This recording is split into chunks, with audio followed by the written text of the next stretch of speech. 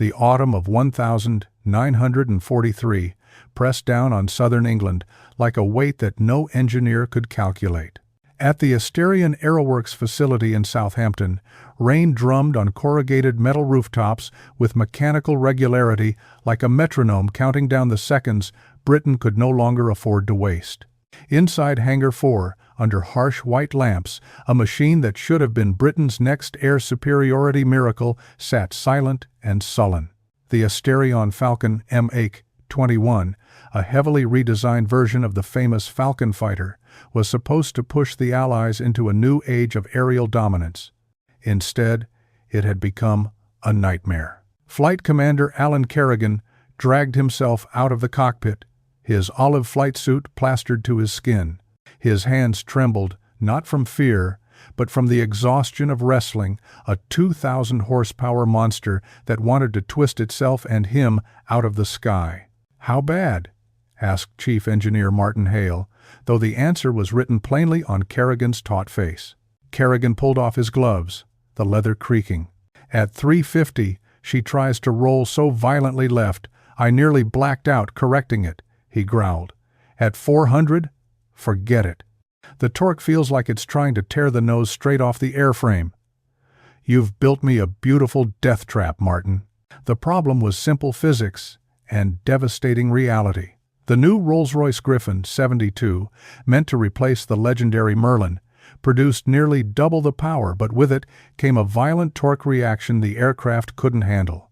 The Falcon Mk.21 should have been capable of 470 miles per hour. Instead, pilots could barely keep it flying straight once it hit combat speeds. Britain had a fighter too powerful to control and too important to abandon. Hale ran a hand across the propeller hub, feeling the residual vibration that persisted even after shutdown. It felt like a heartbeat, an unhealthy one. "We're out of conventional fixes," Hale muttered. "Bigger rudder? Adds drag, barely helps. Stronger engine mounts? Weaken the frame. Blade pitch? Creates new vibration issues." Kerrigan stared at the aircraft as if it had betrayed him. "You can't train around physics, Martin. Germany's pushing high-altitude interceptors. Japan's zero variants are climbing higher every month. If this thing can't fly straight at speed, it's no fighter. It's scrap." The tension in the hangar was palpable. Behind them, junior mechanics exchanged worried glances. Britain had already sunk a fortune into the Gryphon engine, into the redesigned wings, into strengthening the fuselage. The Navy desperately needed the naval Falcon variant for future operations in the Pacific. A failure here wasn't a setback, it was a strategic disaster. 15 miles away, in a cluttered workshop at Rotol Propulsion Limited, an engineer who refused to accept that disaster hunched over a desk buried beneath tea mugs and technical drawings. Dr. Adrian Locke, chief propeller designer, rubbed his tired eyes as he read the latest flight test reports. The data was a thicket of numbers, torque curves, aerodynamic coefficients, ugly truths printed in black ink. Locke had always been a strange mix of brilliance and stubbornness. At 43, he possessed the kind of intuitive grasp of aerodynamics that unnerved more conservative engineers. He'd solved problems by refusing to play by their rules. And now, staring at the Falcon's data, he felt something burning in his chest. Not anger, not fear, resolve. Everyone else was trying to suppress torque. But torque wasn't a flaw, it was energy. And energy could be redirected. He stood, grabbed a fresh sheet of paper, and began sketching a system he'd dreamed about for years, but had never dared propose seriously. A system so radical that even he wondered if he'd lost his mind. 2 propellers, on the same shaft, spinning in opposite directions. A contra-rotating propeller system. One propeller's torque cancels the other. Efficiency skyrockets. The engine's full power becomes usable, and the aircraft stops fighting itself. It was beautiful, elegant, completely insane. When Locke presented the concept to the Rotol senior team the next morning, the reaction was immediate. "This is lunacy," snapped senior engineer Richard Ormond. "A gearbox with dual counter-rotating shafts? During wartime production? Impossible. 2 full propeller assemblies? Added production manager Clive Hawthorne. More weight, more maintenance, more ways for something to explode. Test engineer Gavin Rhodes shook his head. And how would this survive carrier operations? The Navy will never approve it. Locke listened calmly, hands folded, waiting for the storm to pass. Then he pushed his calculations across the table. Yes, it's heavier, he admitted. 200 pounds more, but torque would be eliminated. And thrust efficiency? Up 15%. Gentlemen, this is no longer a fighter that tries to kill its pilot. It becomes the fastest, most controllable machine in the sky. Silence. Disbelief. But also interest. The kind engineers tried to hide. A week later, Locke stood before an intimidating gathering at the Ministry of Aircraft Production. The polished mahogany table, the brass insignias, the men whose signatures could make or break entire aircraft programs. Air Marshal Henry Broadwell eyed Locke with thinly veiled skepticism. "Dr. Locke, your proposal has caused quite a stir," he said. "Our analysts insist it's too complicated, too fragile, and entirely too optimistic." Locke inhaled slowly. This was the moment everything balanced on a knife edge. "Sir," he said, "the complexity is the point. We're not adding problems, we're solving the one issue that makes the Gryphon engine unusable above 350 miles per hour." Director of Technical Development, Sir Roland Fenton, tapped a knuckle on the table. "You're proposing the most complex propeller assembly ever mounted to a fighter aircraft, and you claim it will be reliable in combat? Forgive me if I find that difficult to believe." Locke didn't blink. "With the current system, the Falcon Mk.21 is unfit for combat. With mine, it becomes the fastest fighter in the world." Broadwell leaned back, studying him carefully. "If we approve this," he said, "you'll have 6 weeks for design and manufacturing, 4 for assembly and testing, 1 prototype. If it fails, your career ends here." Locke nodded. "I understand, sir, and I accept." Because deep inside, he already knew. The idea wasn't stupid. It was necessary. Winter melted into a brittle spring as Rotal's small team turned Locke's sketches into cold steel. The workshop smelled of cutting oil and heated metal. The hum of lathes and the hiss of drills were the new prayer of men desperate to bend physics into service. Every tiny gear, every spline and tooth of the gearbox had to be exact errors measured not in inches but in lives. Locke worked shoulder to shoulder with a man who could bring a gearbox to life. Arthur Penrose, a master machinist whose hands had the steady, patient confidence of someone who had fixed things other men had declared impossible. Penrose chewed at the corner of his lip as he inspected gear teeth through an optical comparator. He understood the stakes not as theory, but as timber and steel and blood. "It'll need balancing to within an ounce," Penrose said without looking up. "1 hair off, and we'll singe the fuselage." They fabricated the dual propellers, 2 massive blades, each 11 feet across, then delivered them to Asterion's experimental hangar, where the Falcon Mk.21 serial RK-114 waited like a beast strapped to a surgeon's table. The new assembly looked alien. 2 crowns of metal turning opposite ways, a compact, elegant menace dominating the nose. Test pilot Lieutenant Commander James "Jimmy" Hollis walked around the aircraft with a pilot's practiced eye. Hollis was 32, quiet, with a laugh that came out of him in short, breathless bursts when he was nervous. He had flown the Falcon family since the Merlin days. He'd watched his mates climb into enemy sky and not come back. He understood the weight of experiments and promises. "Do you trust it?" Hollis asked Locke, voice low. Locke's reply was simple. "I trust the math, Jimmy. The rest is faith." On a raw morning in late February, Boscombe Downs runway glittered with frost. Ground crews checked oil pressures, tightened bolts, monitored gearbox temps. Cameras clicked. Men held their breath. The Gryphon fired with a deep volcanic growl. The twin propellers turned to life, a complex harmonic that sent a shiver through the tarmac.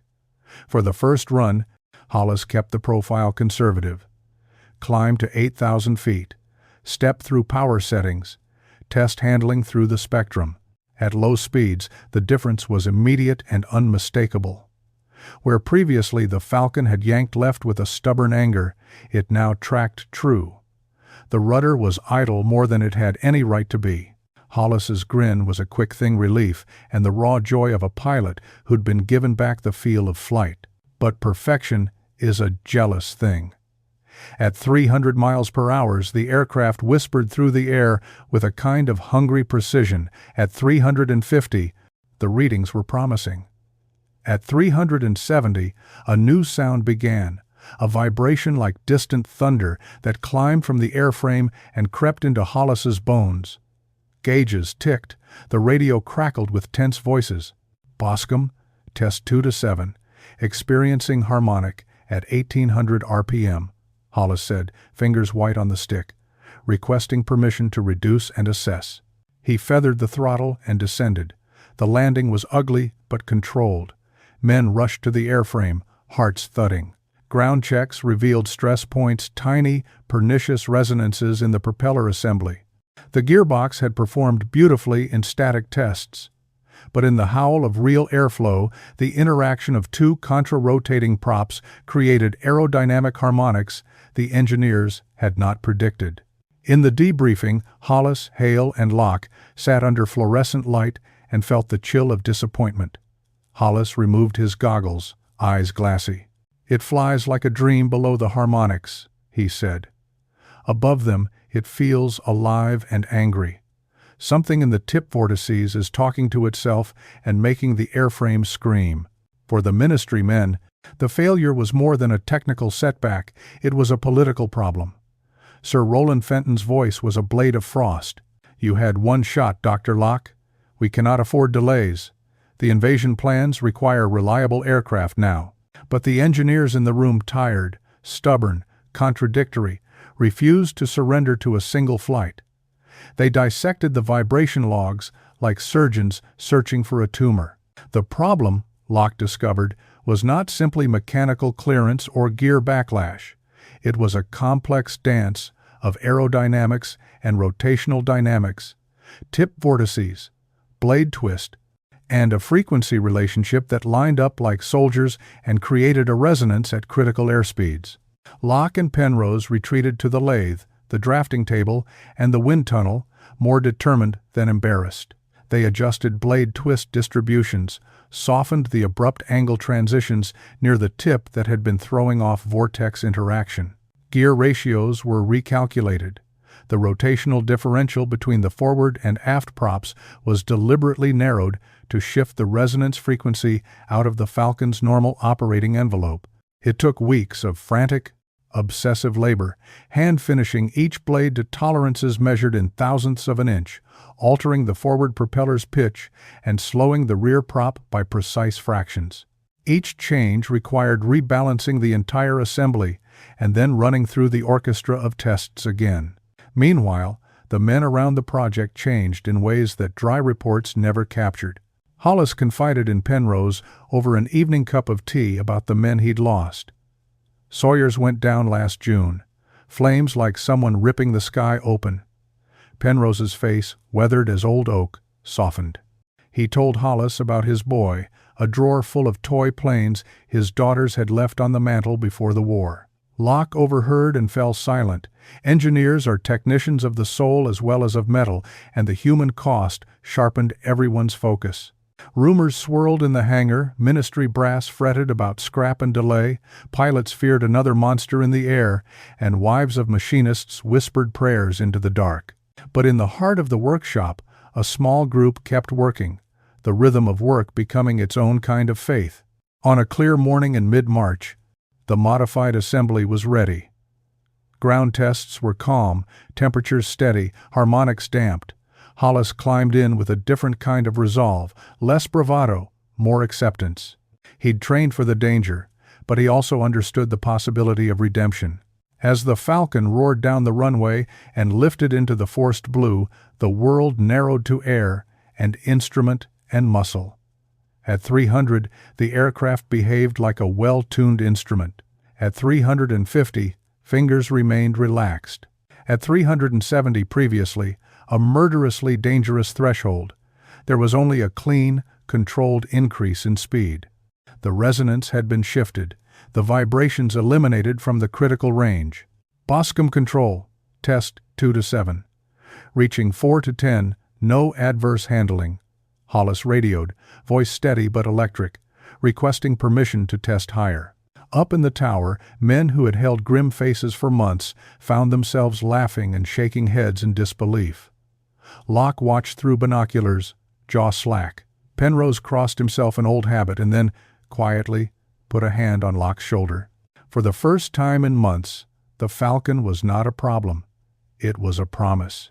After the landing, the hangar erupted into controlled chaos, engineers checking readouts, pilots grinning like boys, ministry officials scribbling notes with suddenly renewed optimism. Hollis clambered down, hair plastered to his forehead, and embraced Penrose with the kind of raw gratitude that makes men forget their rank. "You made me fall in love with flying again," he said, voice thick. In the months that followed, whispers of the Falcon's success spread. The contra-rotating assembly kept the torque from twisting the airframe, and the modified blade geometry tamed the harmonics that had once threatened to shred it. What had been derided as a stupid idea began to sound like genius. But Locke refused to shave his focus. He knew aircraft rarely remained perfect once pushed into the messy chaos of war. Fabrication tolerances would be hard to maintain in mass production. Maintenance crews in the field would need new training. Every carrier deck, every forward operating base would test the system in ways no laboratory ever could. He also knew, privately, that success here was more than an engineering victory. It was a demonstration that a single, stubborn human mind could bend tradition to necessity, that the messy, human act of insisting on an unorthodox path could alter the arc of history. When Hollis left the hangar that evening, he paused by RK-114, resting his palm on the warmed fuselage as if to say thank you to the machine itself. He whispered, not to the plane, but to the men who had forged its soul. "Keep her honest," he said. And somewhere, in the cool metal and the still air, a machine seemed to answer. The morning of March 28th, 1944, arrived with a pale, deceptive calm over Boscombe Down. It was the kind of spring day that made men forget, for a moment, that the world was on fire. Thin mist clung to the grass along the runway edges, curling like breath from a sleeping giant. By mid-morning, the airfield bustled with an urgency bordering on ritual. Ground crews rolling out toolkits, officers quietly conferring, clerks rushing papers between hangars. Inside Hangar 3, the Falcon Mk.21 serial RK-114 stood at the center of a circle of men. Some wore the grease-stained overalls of machinists, others the crisp blue uniforms of the ministry. But all of them stared at the machine with the same expression, a guarded hope they were afraid to fully allow. Dr. Adrian Locke, gaunt from sleepless nights, adjusted his glasses and rechecked the revised torque diagram taped to a crate beside him. His pencil hovered above the paper, yet didn't write. Equations had brought him here, but equations alone couldn't protect the man who would take the Falcon into the sky again. Lieutenant Commander Jimmy Hollis arrived with his helmet tucked under one arm. He walked slower today, not out of fear, but out of thoughtfulness. He ran a hand along the curved aluminum skin of the nose, feeling the subtle tremor of the idling Gryphon engine vibrating through his glove. "You know," Hollis murmured, "I had a dream last night. This thing had wings of flame." Locke tried to smile. "Propellers of steel will do for today." But Hollis's attention wasn't on Locke. It was fixed on Penrose, the machinist, who stood with hands clasped behind his back, shoulders stiff. "You nervous, Arthur?" Hollis asked. Penrose cleared his throat. "Only that I've built enough caskets in this war. Prefer not to build one for a man who trusted my gearbox."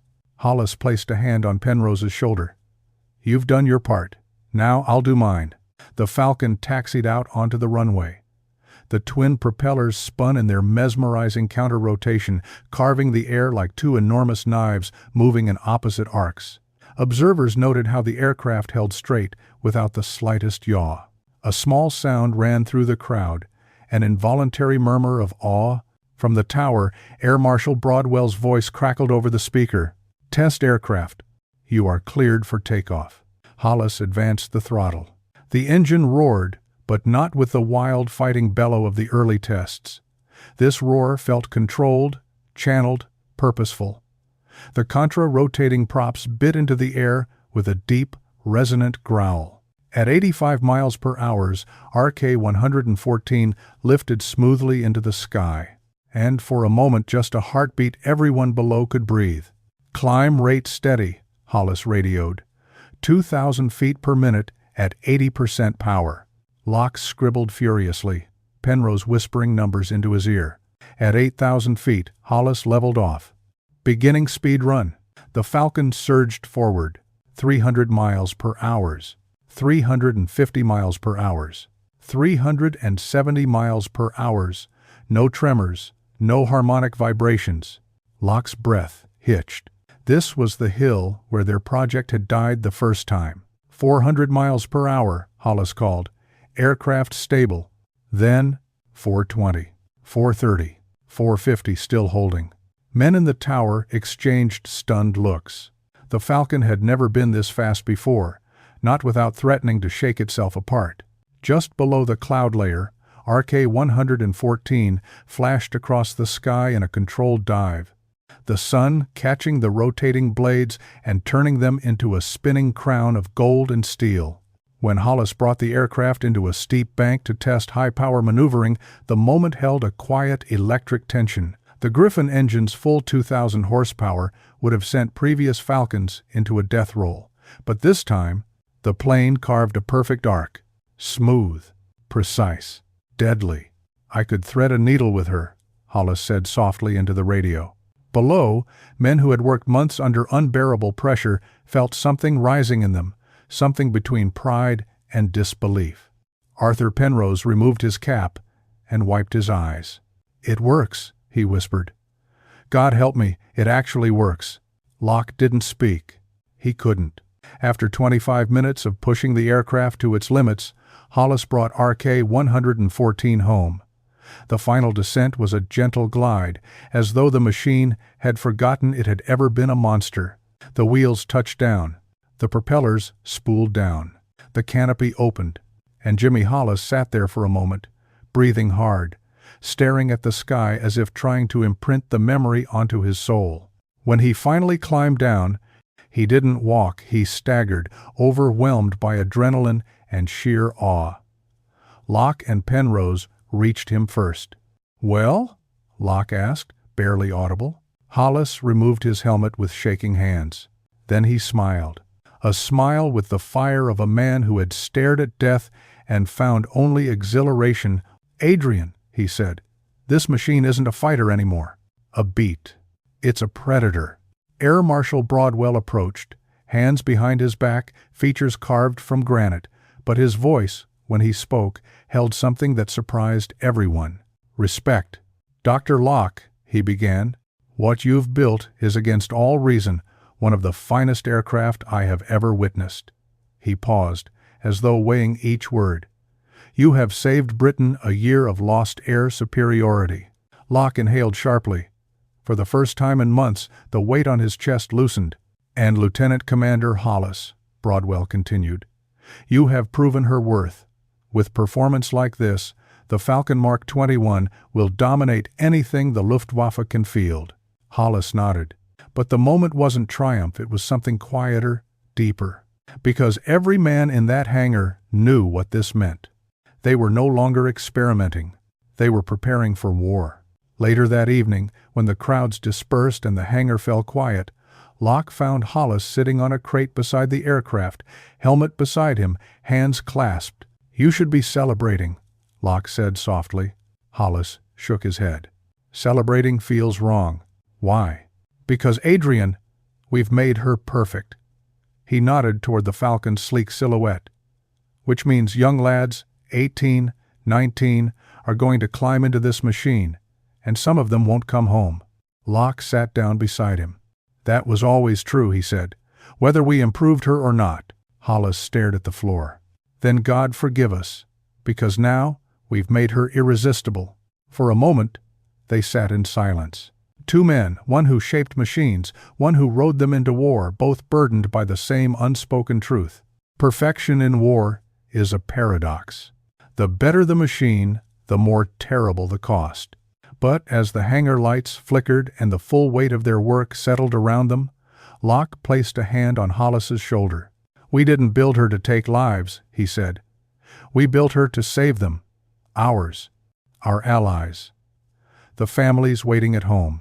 The pilot exhaled. "Then let's hope that's enough." Outside, the wind carried the faint smell of spring and distant sea salt. Inside, the Falcon Mk.21 stood silent. Reborn, not a failure, not a monster, but a weapon sharpened by human hands, human fears, and human hope. The weeks that followed turned Boscombe Down into a hive of movement, urgency, and muffled excitement.